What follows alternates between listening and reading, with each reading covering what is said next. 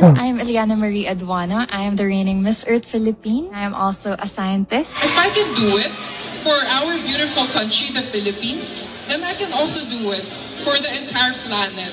Mainit pa rin ang pangalan ni Michelle D sa Miss Universe. Pero dumako muna tayo kay Ilana Aduana sa Miss Earth. Kaya sa tingin mo ba malakas ang chance niya na magkaroon tayo ng high placement this year? Kaya suportahan din natin si Ilana Aduana. But I would have to need to request every one of you and also the Miss Earth platform to be able to do that. And with the fusion of my hard work, commitment, and passion alongside the voice and the wider platform that Miss Earth would be gifting me with, I'm sure that I can really contribute to something impactful for the people and the planet in the future. Thank you. Mag-disclaimer muna tayo ngayon. So, hindi man ako pageant expert, but since marami na rin akong na-cover, na-react, tsaka na-analyze ng mga pageants, it's about time na rin na magbigay din tayo ng suporta para kay Ilana Aduana sa Miss Earth 2023. Siyempre, don't forget to follow me sa aking Instagram account kasi naka 1,000 followers na po tayo and maraming salamat. Hindi pa tapos ang mga bala ng Pilipinas pagdating sa mga international pageants kasi kitang-kita nyo nga naman yung preparation ni Ilana Aduana. She is probably one of the most prepared candidates here in Miss Earth 2023. Although yes, hindi na dapat tayo umasa pa para hindi tayo masaktan, pero nakita nyo naman yung effort niya tapos yung dedication niya para magkaroon ng placement sa Pilipinas. And although hindi naman natin ina-exclude yung possibility na magkakaroon tayo ng 5th Miss Earth crown, pero sa tingin ko naman deserving si Ilana Aduana as one of the most coveted candidates na dapat abangan natin sa Miss Earth 2023. Kaya total package talaga sa kanya. Yung brain, yung kanyang body, yung pageantry experience, tapos yung dedication niya sa Miss Earth advocacies. Maa-amaze ka talaga sa efforts niya, no? Kasi kung bibisitahin mo yung kanyang Instagram accounts with 114k followers, sana mapaangat natin to. And then, gumawa din siya ng kanyang broadcast channel. Ang pangalan is Yana's Ardent Earthlings. So, andito yung mga updates niya. So, basahin natin kung ano yung nakaka-inspire na updates niya. Hello guys, I am seriously overwhelmed but in a very, very, very good way by all of your kind messages and trust in me as I represent our beloved Philippines in the upcoming Miss Earth. Since yesterday, you guys have been tagging me with your well wishes. My heart is really full. I appreciate all of you. I love you for reals. And a sure thing, I will tell you all, I am committed to bring back home the Earth crown to the Philippines. O diba? You guys have been 1,000% supportive of me since my Miss Philippines Earth journey. And this is going to be my way to say thank you to all of you. I owe it to all of you, my beloved Filipinos. So, nabubulol na ako, pasensya na. To promise and say that I will do my best that we will celebrate Christmas with the Earth crown. I will have to be an understatement, so instead, I will just do it. So, babawi ko ang Pilipinas, ilalaban natin ito. So, take note, ibabawi niya ang Pilipinas sa Miss Earth crown. Pagdating naman sa hot picks, included na rin ang Pilipinas. Tapos, hindi lang basta hot picks, no? Lagi siyang number 1. O, di ba? Number 1. Hindi number 2, hindi number 3, number 1. Tapos, dito mo ma-realize na, baka nga, malaki yung chance natin na magkaroon ng podium finish. Kung hindi man crown, kundi podium finish.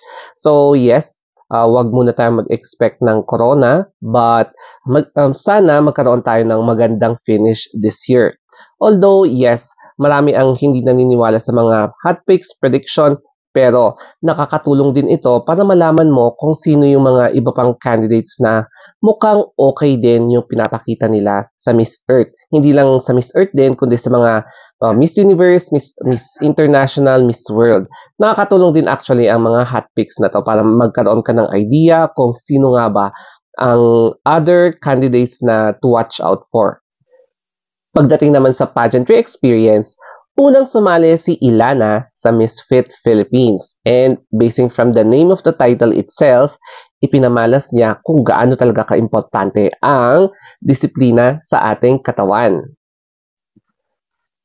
By eating right, tapos umiiwas talaga sa mga junk food, yan yung resulta. At syempre naman, no, hindi mawawala yung Q&A, kaya naipanalo niya yung kanyang winning answer sa Miss Fit Philippines. And after that, sumabak din siya sa Binibining Pilipinas. After a series of screening, ayun na nga, nakuha niya yung 31 slot, or if I'm not mistaken, basta siya yung Binibining 31 representing the province of Laguna. So, dito yung time na tutok silang lahat, yung mga pageant fans, pageant vloggers, kay Herlyn Budol, kasi kabatch na sina Herlyn Budol, si Chelsea Fernandez, tapos si Nicole Borromeo, o diba? So, dito, ginulantang niya ang lahat nung sumagot na siya sa Q&A. I think nakuha siya as one of the top 8 finalists. Dito, bumulagtang lahat dahil, wow, ang galing niya, ang talino niya, and hindi nila alam na may experience din siya sa pageantry prior to participating sa Binibining Pilipinas. Yun nga lang, hindi siya nakapag-place, no? Kasi matitindi rin yung mga kasama niya during this batch. At ngayon, sa pagsali niya sa Miss Philippines Earth, pinakita niya talaga yung pinaka-peak form niya sa pageantry. She is ready. Inamalas niya yung importansya talaga ulit ng pagme-maintain ng sarili mong disiplina sa katawan. And syempre naman, yung kanyang brain power. Hindi mo naman maikakaila na magkakaroon ulit ng medyo strong candidate ang Pilipinas sa Miss Earth. Kaya inaabangan din siya, hindi lang sa mga pageant fans from the Philippines, kundi mga iba't ibang pageant fans all over the world. Kaya suportahan natin si Ilana Aduana sa Miss Earth doon sa Vietnam. Mas lalong magugulat ka dito kasi nagpunta pa talaga si Ilana Aduana sa United Nations, as in sa United Nations sa New York. And sinabi niya dito na prior to joining Miss Earth or Miss Earth Philippines, meron na siyang mga causes, mga advocacies na ginagampanan. And nakaka-amaze kasi isa siyang laboratory scientist. Nagkakaroon siya ng multiple research. So, dito ka talaga magugulat. Wow! Ang ganda rin naman pala ng background niya. Hindi lang basta pageantry, kundi meron din substance yung kanyang ipinaglalaban, no? As a pageant veteran, as a pageant beauty queen. So, ma-amaze lahat, hindi lang dito sa Pilipinas, kundi sa mga ibang countries na hindi ito basta-bastang candidate na sasabak sa Miss Earth 2023. Kaya watch out for her. Ito naman yung isa sa mga latest updates niya, yung kanyang flight to Vietnam.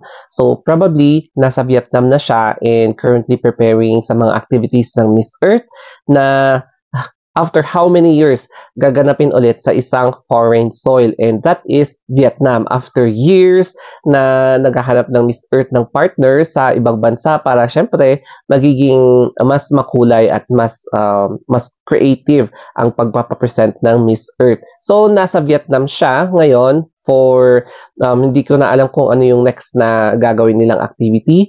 Tapos, ang latest post niya ay kay Dr. RFD by Urban Smile. So, yan yung pinaka-latest post niya na mukhang nirepost niya doon sa kanyang page, Ilana Aduana. Kaya naman, napaka-exciting ngayon kasi hindi pa tapos ang pageant, no? After Miss Universe, meron pang Miss Earth. Kaya, abangan natin ang journey ni Ilana Aduana. So, let us also ponder our support for her, gaya ng pagbibigay natin ng support kay Michelle Lee. Kaya sana may natutunan kayo dito, especially Miss Earth. Kasi puro Miss Universe eh. Ngayon, Miss Earth naman, o diba? Kay Ilana Aduana. So, ibang klase din ng advocacy ng Miss Earth kasi it really helps us to become more aware on how to preserve our environment para maging deserving na resident ng planet Earth. O, diba? Kaya that's it, guys. I hope na may natutunan kayo. O inuulit ko, sana nakarelate din kayo dito sa ating discussion sa vlog na ito. Okay, so thank you very much and baka babalikan natin si Michelle D sa next vlog. Okay, thank you and have a nice day.